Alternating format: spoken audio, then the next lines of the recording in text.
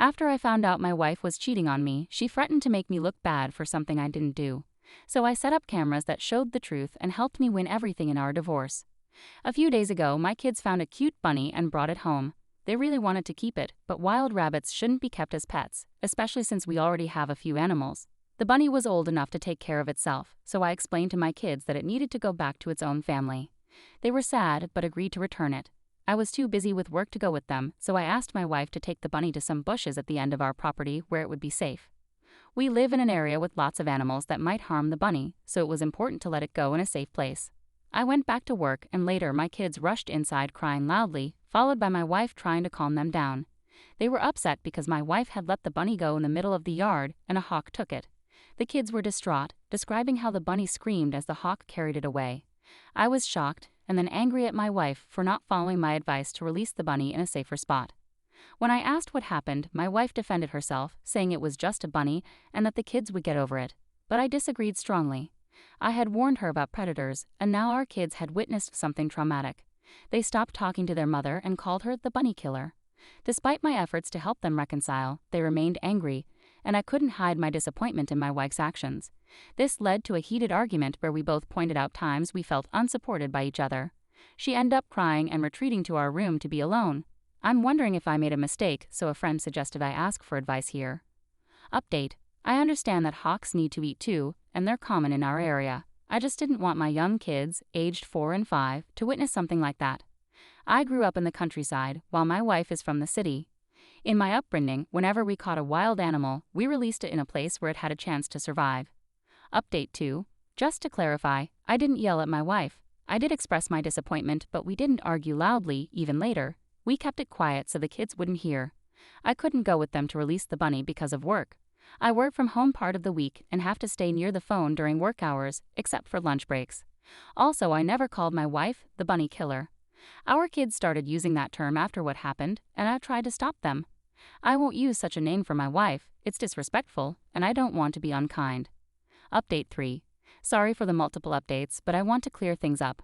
My kids weren't alone in the yard when they found the bunny. My wife, who is a stay-at-home mom, was with them. They brought the bunny back to the house, and I had to explain why it needed to be released. Update 4. I didn't expect to add another update, but there's some confusion I want to address. No, this story isn't copied from an online video. I haven't seen any such video, although I'm sure they exist. Hawks are known for taking small animals, so it's not uncommon for situations like this to happen, even if they're not recorded. My property is mostly grassy with just one tree, and I have about 4 acres. The grass was cut recently, making it easier for hawks to spot prey like the bunny. I've dealt with hawks since I was young, protecting baby chicks with a pellet gun. They'd often go after small bunnies, which is why I advised my wife to release the bunny in the bushes for safety. Update 5. I'm really frustrated with people saying things like, hawks need to eat, or it's the circle of life, or even calling me out for going against nature. When I was young, I had to protect animals from hawks on my grandparents' farm.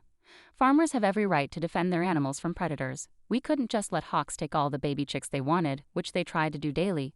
I did use a pellet gun to scare them off, not to hurt them. I never enjoyed harming any living creature.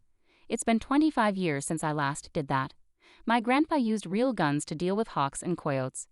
I grew up seeing hawks snatch small animals, so I know how they operate. They find food easily but are also opportunistic. That's why I wanted to release the bunny in a safer spot. However, I couldn't leave my desk at work, which some people seem to overlook or didn't read. Update. I'm not sure if this is the best place to share, but I couldn't think of anywhere else. You might remember me as the guy whose wife let our kids release a wild bunny in the yard instead of following my advice to release it safely in the bushes. A hawk took the bunny right in front of our young kids, aged 4 and 5, and they were really upset with their mom. They'd even started calling her the bunny slaughterer. That nickname feels fitting now, especially after her affair became public, and others started using it too. But that bunny incident is in the past compared to what I have to share now. I'm finally free after my divorce was finalized a couple of months ago. This story is going to be a bit long and complicated, so get ready. Edit. Just to clarify, AP stands for Affair Partner. I'm sorry for not explaining that earlier. I did show my wife my original Reddit post, and she got really mad at me. It led to a big fight, and afterward, she didn't talk to me for a week. I tried to stop my kids from being mean to their mom after the bunny incident by giving them small punishments, like timeouts, but they kept calling her the bunny slaughterer whenever they were upset with her. After a couple of weeks, my wife stopped giving me the cold shoulder and admitted she should have listened to me about the bunny and taken it to the bushes like I said. She said she felt defensive because she didn't want to admit she was wrong. I accepted her apology and said sorry for posting about it online. I suggested going to marriage counseling, but she didn't want to. She acted like everything was fine in our marriage, so I didn't push it since things seemed to be getting better. After a few weeks, my oldest daughter came to me and said she wanted to share something. She was upset with her mom for more than just the bunny incident, but was scared to tell me. I reassured her and said she could talk to me about anything. What she told me was shocking and completely changed things. She said that for months, Mama had been bringing a man over on some Saturdays. While I was at work, I referred to him as her special friend. She convinced our kids to keep quiet about it by giving them things or promising treats, but my oldest daughter sensed something was wrong and finally told me about it. Kids are perceptive, and it's frustrating when people ignore that. I had noticed my wife acting differently recently. She was more irritable, especially with the kids. When I talked to her about it and showed her my first post, she exploded. She insulted me, bringing up things like my appearance, personality, habits, and even past mistakes like when I used to smoke, which I quit over 10 years ago. Then she locked me out of our bedroom and cried loudly, making a scene throughout the house. When my oldest daughter told me about Mama's special friend, everything clicked. Her behavior matched how she acted when she was pregnant with our kids, but it was even worse. After talking to friends and a counselor, it seems she was dealing with hormonal mood swings and projecting because of her affair. It's not something I'm an expert in, but it does make sense. I hoped it was a misunderstanding, but I decided to set up hidden cameras at home to find out the truth. I had them delivered to my workplace so no one at home would notice. When my wife went out for a girls' night, I installed and connected them to Wi-Fi. Within hours, I could monitor the entire house from my PC at home, my laptop, and my work computer. I was initially worried that setting up cameras was going too far. I thought if I was wrong, I could remove them without anyone knowing. However, my fears were confirmed within the first week as I gathered plenty of evidence.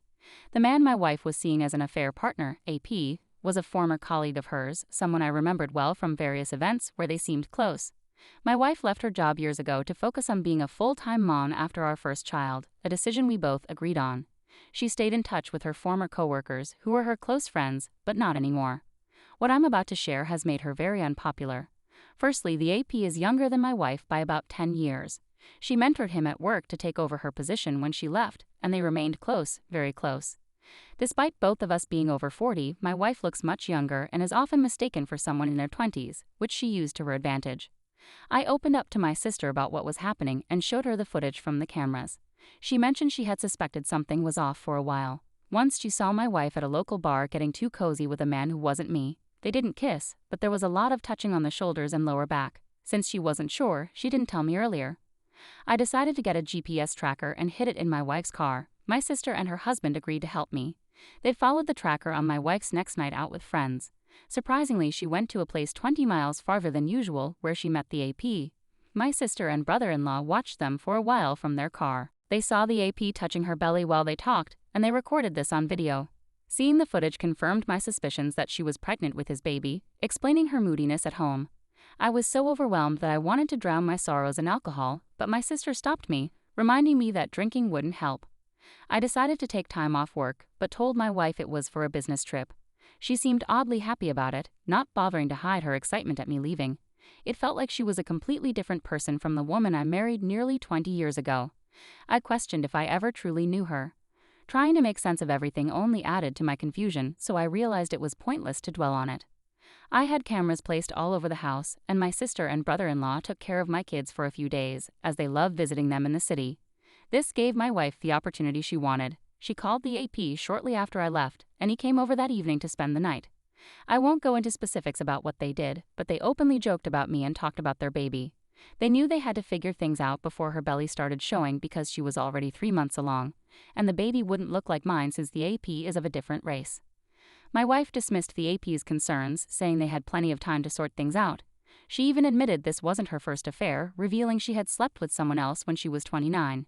She expressed frustration at having to pretend to be a good wife and being with me, whom she found boring and aging. She mentioned that if it weren't for my financial stability, she would have left me long ago. Even the AP asked about our kids, and she replied, "He can have them." She didn't want to be around our kids anymore, thinking they preferred me, and she was looking forward to having her do-over baby. I almost threw my laptop on the floor because I was so disgusted, but I managed to control myself. I had a few beers, got dinner, watched a movie, and then spent the night thinking in bed until I fell asleep. I thought I knew my wife well and loved her deeply, but sometimes people turn out to be evil, and you never really know who they are until they show their true colors. I decided then to seek a divorce and make sure she paid for her actions. Normally, I'm a kind and calm person, but when pushed too far, I can become very determined. The next day, I went to a law firm and asked for the toughest divorce lawyer they had. I live in a state where fault matters in divorce, so having proof of her affair on camera put me in a strong position. The lawyer was surprised at how quickly I wanted to hire him until I explained everything and showed him some footage. He was excited about the case and promised to start immediately. A few weeks later, my wife was served with divorce papers on a specific day. While I was working from home and the kids were at school, the divorce papers were delivered to my wife by the local sheriff. The cameras captured her reaction. She looked scared, then angry, and finally lost control. She stormed into my office to argue with me, but I remained calm. I had already mentally checked out of our marriage. She wanted to fight, but I told her firmly that I had made my decision and wanted her to lead our house. I reminded her that I was the only one paying the mortgage. She threatened to spread lies about me, including false accusations of abuse, to harm me in court and get me fired from my job. I didn't let her threats shake me and told her to go ahead with her lies if she wanted, but it wouldn't help her case. After all, she had been planning to betray me by having a baby with her affair partner anyway. She was surprised and asked how much I knew. I simply said I knew enough and reiterated that I wanted her to leave. She refused, claiming the house was as much hers as mine, and locked herself in the bedroom. I watched on the bedroom cameras as she had a breakdown and then called the police. She acted panicked, but there was a smirk on her face. She was good at pretending. If I didn't know better, I would have believed her performance over the phone. I waited for the police with the door open and invited them in when they arrived. They were ready for a confrontation, but the house was peaceful. When my wife came out of the bedroom and grabbed an officer's vest while crying, accusing me of being unstable, I asked another officer to let me show them evidence. He agreed, surprising my wife because she didn't know I had recorded her. I showed the officer the footage from the cameras on my laptop, including my wife's threats to fabricate stories against me, her rush in the bedroom, and then the footage of her calling the police and lying. I had recorded everything from multiple angles. Despite her claims to the police that I had hurt her, there were no marks on her, and the cameras showed a different story. I gave the police a thumb drive containing all the video evidence they needed of her false report. My wife stuck to her lie, claiming the recordings were illegal and shouldn't be used. I explained that they were legal because they were security cameras in our own home, not public recordings. It's heartbreaking to see someone you once loved behave so recklessly. My wife's actions shocked me. I used to think she was wonderful, intelligent, and kind. Seeing her in handcuffs, crying like a child, made me realize how wrong I was about her. As the police took her away, she protested loudly but didn't resist much, knowing it would only make things worse. I took immediate steps to protect myself financially. I closed her credit cards linked to my name and stopped payments to our joint account. She had saved a lot during her working years, while the mortgage was solely my responsibility, so she wasn't left completely broke. When she returned for her car, I had already packed some of her clothes and belongings and left the key inside. This way, she couldn't enter the house. Her parents came to talk to me a day after she bailed herself out of jail. Initially, they only knew her version of events, which was similar to what she told the police. Her father was angry and ready to confront me. Despite his age, he's quite large and strong. However, when I asked him about my wife's affair and pregnancy, he looked surprised and allowed me to explain. I showed them the recordings on my laptop, and when they saw the truth, they were disgusted. They couldn't believe their daughter had done such things. They'd apologized to me and promised to stay in touch to help with my kids. They called my wife on speaker and confronted her about her lies. She tried to defend herself, but when they mentioned they had seen the recordings and were on my side, she couldn't deny it. They were so disappointed that they disowned her over the phone and ended the call before she could respond. She attempted to reach out to her parents, but they ignored all her calls. When her parents returned home, they found that she had left, but she had also caused damage to their property, which upset her mother deeply. Despite everything, I still think of my ex-in-laws as family because they visit their grandchildren occasionally. However, my ex-wife is no longer a part of our lives. Later, my ex-wife returned with her affair partner to collect her belongings. He stayed outside, unwilling to enter the house, while she gathered her things without speaking to me. She was aware of the cameras and didn't want to make things worse for herself. I wasn't alone during this. My sister and brother-in-law were there to support me. My brother-in-law kept an eye on the affair partner from the window to ensure there were no issues. When the kids arrived home, my wife continued packing without acknowledging them, even when our youngest cried for her. As she left, she took down some wedding photos and smashed them, perhaps hoping for a reaction from me. I stayed calm, and she left without any further incident. Afterward, I had to ask my elderly mother to stay with us because I needed help caring for the kids. It was tough managing everything alone with work and limited daycare options. I also decided to get a DNA test for my peace of mind, although I was confident they were my kids. The test confirmed they were indeed mine. I also got tested for STIs and received a clean bill of health. About a week later, my wife returned, proposing a fair divorce where we split everything equally. However, I declined her offer. We argued, and she hinted that the laws in our state were not in her favor. We had built our life together in this state, so she couldn't avoid a significant loss unless I agreed to her terms, which I refused. I reminded her of the betrayal she had caused to me, our kids, her parents, and everyone involved by having an affair. Then I closed the door on her. She left quietly, and I didn't see her until our court date a few months later. In court, she was visibly pregnant and had a lawyer, but her affair partner was absent. She tried to lie to the judge, but I had enough evidence to counter her claims. Ultimately, she didn't have a strong case. During the divorce proceedings, my wife tried to prolong the process by being uncooperative and making unreasonable demands. She wanted a large portion of my savings, listed several items she wanted from me, and even expected me to buy out her share of the house despite not contributing to it. On my side, I aimed for full custody of the kids and removing her name from the house deed. I had video evidence of her expressing indifference towards our children and admitting she would lie. Despite her attempts to delay and change her demands, the judge didn't allow it. Since we were in an at-fault state, and she was the one at fault for the affair and attempting to frame me, she was entitled to very little. In the end, she lost custody of our kids and received only her belongings, a fair financial settlement given the circumstances, and the car I had bought for her earlier.